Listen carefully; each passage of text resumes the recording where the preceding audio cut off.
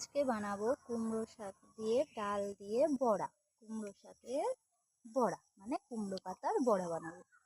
তার জন্য চলে এসেছি কুমড়ো পাতা তুলতে। আমার সাথে আমার কুচকুচুনা চলে এসছে। এই যে আমার কুমড়ো পাতা তোলা হয়ে গেছে। এগুলোকে এখন ভালো করে জল দিয়ে ধুয়ে নিতে হবে। এরপর এটাকে জল দিয়ে ভালো করে চটকে চটকে ধুয়ে নিতে হবে যাতে নোংরাটা না থাকে। তারপর পাতাগুলোর আঁশগুলোকে টেনে টেনে তুলে ফেলতে হবে।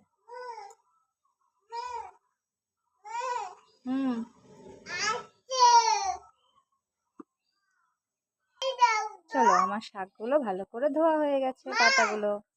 এরপর আমি আগে কিছুটা মসুর ডাল ভিজিয়ে রেখেছিলাম 1 ঘন্টা মতো। এগুলোকে আমি ধুয়ে নিচ্ছি। এই যে ডালগুলো আমার ভালো করে ধোয়া হয়ে গেছে। এইগুলোকে সাথে এবার আমি পেঁয়াজ, রসুন, লঙ্কা নিয়েছি। এইগুলোকে তোমরা চাইলে শিলনোড়ায় ডালটাকে বেটে নিতে পারো বা মিক্সিতেও মিক্সি করে নিতে পারো এগুলো দিয়ে। এই যে আমি মিক্সচারে একবারে নিয়ে নিয়েছি ডাল দিয়ে, পেঁয়াজ, রসুন, লঙ্কা এগুলো দিয়ে একবারে এখন এটাকে মিক্সি করে নেব। ডাল মিক্সি করা হয়ে গেছে, তোমরা চাইলে শিলনোড়ায়ও বেটে নিতে পারো। এবার এর মধ্যে একটুখানি লবণ দেব, পরিমাণ মতো একটু হলুদ দিয়ে দেব, জিরের গুঁড়ো দেবো একটু পরিমাণ মতো, একটু ধনের গুঁড়োও দিয়ে দেবো।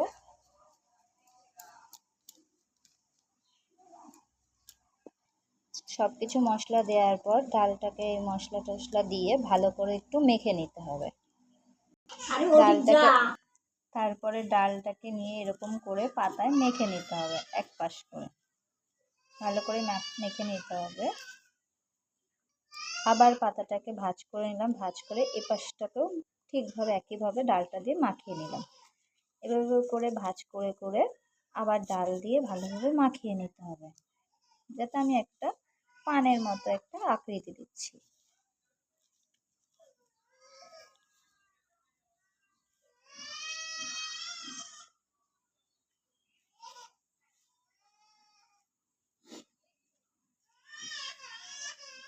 এইভাবে সব কটাকে রেডি করে নেব।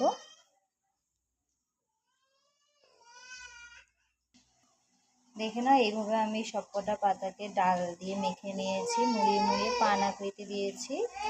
কুমড়ো পাতাগুলোকে ডাল দিয়ে মাখিয়ে এবার এগুলোকে গরম তেলের মধ্যে ছেড়ে দিতে হবে। কড়াইতে তেল দিয়ে রেখেছিলাম, তেলটা গরম হয়ে গেছে। এখন এই পাতাগুলো আস্তে আস্তে ছেড়ে দেব।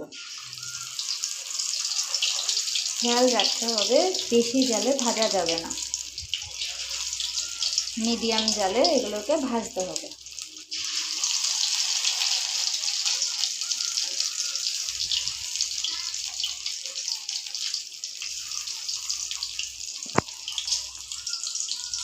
ভাজছিলাম, এবার এগুলোকে করে উল্টে দিতে হবে। পাশটা ভাজা হয়ে গেছে, এবার এই পিঠটাও ভাজতে হবে।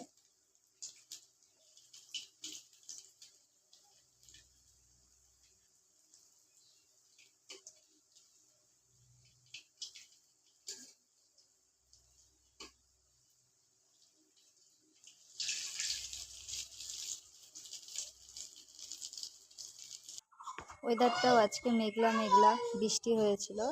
রেডি আমার কুমড়ো পাতা দিয়ে বড়া বানানো, মুচমুচে করে। এটা ডালের সাথে খেলেও ভালো লাগবে।